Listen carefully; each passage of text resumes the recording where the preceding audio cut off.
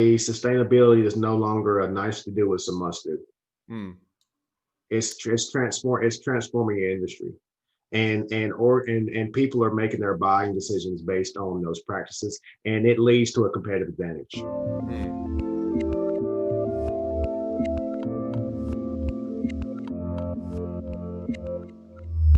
Hey everyone, this is Devin Miller here with another episode of The Inventive Journey. I'm your host, Devin Miller, the serial entrepreneur that has built several startups into 7 and 8 figure businesses, as well as the CEO and founder of Miller IP Law, where we help startups and small businesses with their patents and trademarks. And today we have another great expert episode, and I'm excited to introduce Justin Goldston. And I was going to say Goldstein, and then I'm like, wait a minute, that's not right. But Goldston, and he is what I'd say an expert on kind of sustainability and technology. And now sustainability has a lot of different meanings that can mean different things to different people, and we'll get into that a bit more. But it's going to be a fun episode where we can talk a little bit how to make a sustainable business model, how to be integrate technology, maybe bring in a little bit of other things on. Um, with how do you decrease bottlenecks and how to increase workflow and supply chain and demand and all sorts of fun stuff. So with that, welcome onto the podcast, Justin. Thanks for having me. So I gave kind of an introduction as to what we're going to be talking about, but maybe before we dive into that, give me just a little bit of an introduction. Let people know kind of why you're an authority, or why you know what you're talking about. I am Justin Goldston. I am a professor of project and supply chain management at Penn State University. We're here outside of the research and working with startups and entrepreneurs.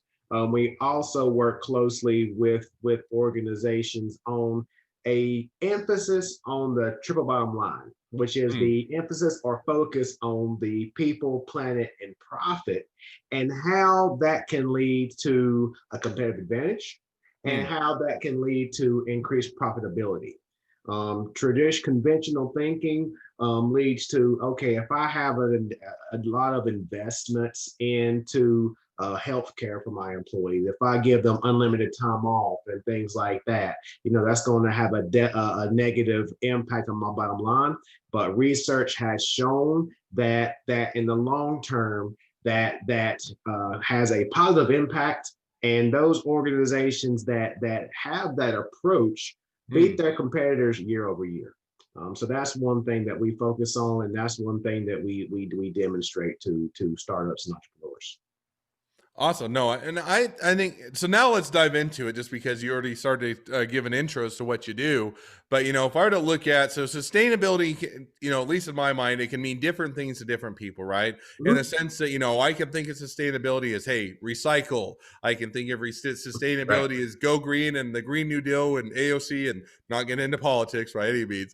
Or I can think of sustainability as more of, how do I set my company up so that it will be sustainable or it will last for a long time, right? And they're all different ways of being sustainable. One is more of a, hey, I'm going to have an environmental impact, and other is, how do I make more people focused, and how one is more on the business plan. So how do you define sustainability, or what do you think sustainability means to you? So I ask professionals this, I ask entrepreneurs this, I ask students this. I say, the United Nations created something they call the Sustainability Development Goals. There are 17 different sustainability development goals, and I show these SDGs to a number of people, and I always say, pick out your top two. Right. So, for example, some of them are no poverty, no hunger, health and well-being, quality education, gender equality, clean water, infrastructure and innovation, reduced inequalities, for example. So whenever I go through that and I have that discussion, everyone has different top twos. And I say that we all have to have top twos, because if we all have the same, then there's going to be some of these development goals that are left out. So for my example, my top two are going to be innovation and education. Because my reasoning is that if I can educate people, if I can do my research, I can use technology, I can use innovation, to handle the other SDGs, right? Mm. So Yeah. in my opinion, I can handle all SDGs just by addressing two, right? Mm. So that's, I think that's very, those SDGs and are my top two, and work with their workforce to say, okay, as a consensus, what are our top two sustainability development goals? Mm. And that's going to be included within our mission and our vision of our organization. Mm. And if you focus on those SDGs, you're going to make a positive impact on the world. And you're going to have that as a competitive advantage, because organizations have seen that it's increased their public image by doing good. Mm. Right. I mean, if we look at the IKEAs, if you look at the Unilevers, if you look at the Levi's, Mm. known as sustainable, and organization or users, consumers, essentially flock to those companies. Mm. And as we progress, one thing I discussed on a number of international conferences is that, the buying power is shifting to the Gen Zs, it's shifting to the millennials, Mm. and those Gen Zs and millennials, they research the companies they buy from before they purchase from those companies. Mm. They look to see, okay, what are they doing for the communities? What are they doing for the environment? How are they giving back to the communities that have made them successful? Mm. So that's very important. And another important thing is that a lot of venture capitalists, a lot of lenders are adding sustainability within their risk evaluation. So now you jump up almost or jump to that. So my question would be, or a question I could hear other people asking would be, the typical reason why people haven't gone necessarily to sustainability, at least within, environmental, going green, giving back, those type of things, Mhm. is because it increases the cost to them and people aren't willing to pay for it. And that's always going to be the fear, right? Is now if I go green, then I'll have, or I go sustainable and whatever that means to them. But they're saying, hey, we incur an additional cost in order to be sustainable. And now we have a competitor that swoops in and says, okay, I'm just not going to go a sustainable model. And now I don't have that cost. And now I can undercut you on the price. And so is it, it's technology driven, now you can compete so it's not more expensive and you do it via technology, or is it more of people are willing to pay more and you just need to message it right? Or how do you kind of combat the fear that this is going to cost me more and now I'm just going to compete, or I'm going to sustain myself out of the market, so to speak? So that's the one thing I get to a lot of leaders or especially in small and medium enterprises, because you've heard the term corporate social responsibility, and small and medium organizations and startups, Mm. feel that, they hear CSR, they hear corporate social responsibility, so they think that, okay, only the big guys are doing this. Mm. Only the big guys can afford to be sustainable, Mm. right? Now, the way in which I explain it is, I say, you've heard of lean, right? You've heard of Six Sigma, correct? I Mm. said, if you implement lean and Six Sigma practices, you're taking a step into being sustainable, Mm. because you're reducing waste. You're reducing wasteful processes. You're reducing waste from an inventory perspective. Mm. So you're taking the first step. Also, so you hit on technology. I say that you've heard of cloud computing, right? Correct? Mm. I said that if you move your processes to the cloud, that's a step into a sustainable process, because now you're using less energy, Mm. right? And if you demonstrate to startups, to leaders, that they're already on that path, on that track, Mm. then I go back and say, okay, why did you implement lean processes? Why did you implement cloud computing within your organization? To save money? Mm. There you go. So that's where you can show that, these sustainable processes leads to a positive impact on the bottom line of your organization. It leads to a positive impact on the planet. It leads to greater well-being for your workforce, because you're making those employees jobs easier. So Mm. you're hitting the triple bottom line just right there. just by those two simple things that most companies are already doing, right? Mm, So if you continue to have naysayers, mm, there so technology is the key in that everything is on social media. And if you are demonstrating that you have a focus on the well-being of your employees, on the well-being of your community, on the well-being of the planet, mm, then you're going to get greater buy-in from consumers. Now, there have been a number of studies. That there was one study of a thousand respondents that said that consumers would switch brands mm, to an organization that has sustainable practices. mm, There was another study, totally different study, that said that 92 or 93 percent of the respondents said they would boycott a brand that mm, was cited for unethical practices.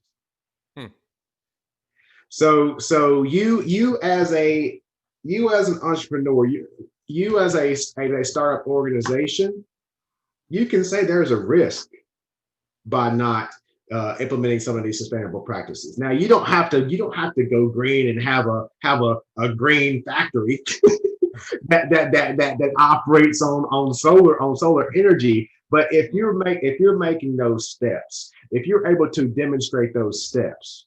So let's dive into that just a bit. So let's say I'm a startup, right, or a small business, and I am just getting started. I'm out, been going for a year or 2 years, so relatively new, don't have a lot of money, and I'm looking and saying, okay, you've sold me. I want to be sustainable. Now, how do I actually get going, or how do I start in on that? What are some reasonable steps if you're a small business or a startup that you can start thinking about as sustainability, or as you're getting your company going, that would be, actionable steps that they could implement?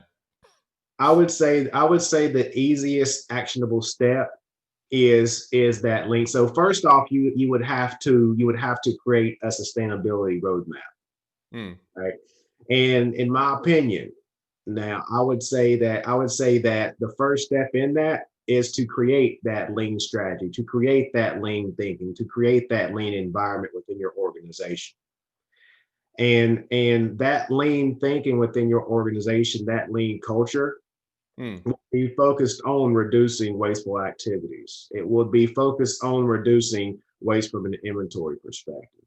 And if you have a focus on it, I am only going to provide value added activities.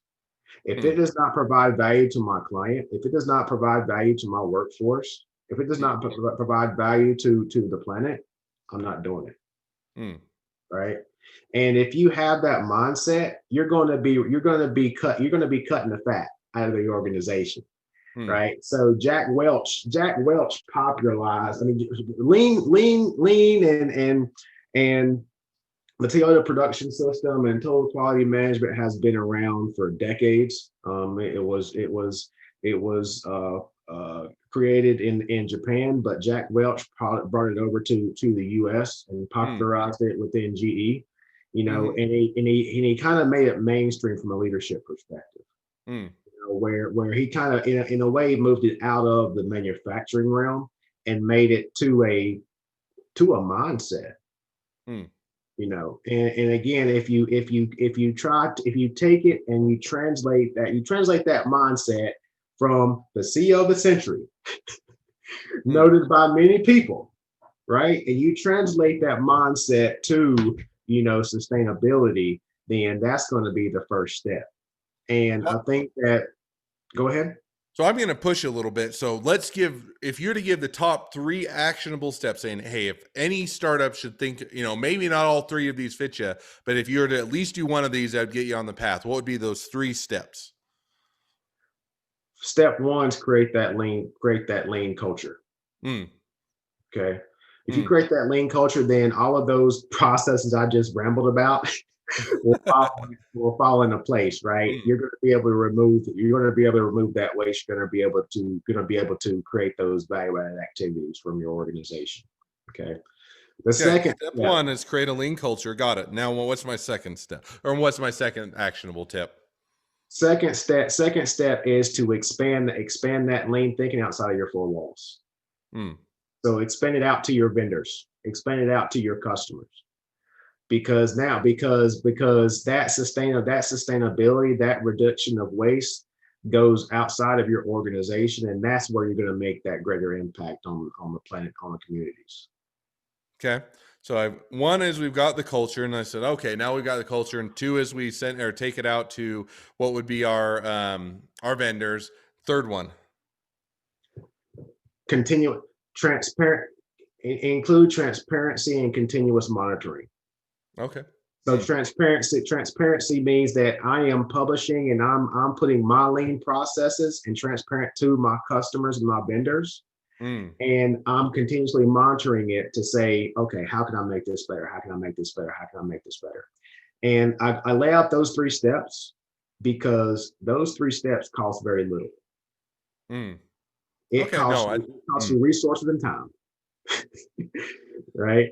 So that's why I think that those 3 steps are very important, because it costs very little and it does not take that long to implement.